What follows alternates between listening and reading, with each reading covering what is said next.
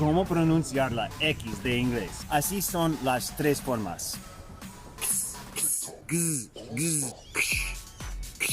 Ahora, si escuchas bien, vas a escuchar el sonido de x en algunas palabras y en otras palabras. Taxi, example, oxygen, exam.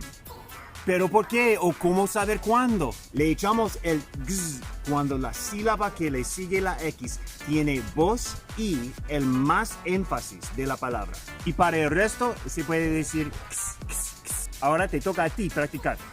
Taxi, extinct, oxygen, example, exist, exam.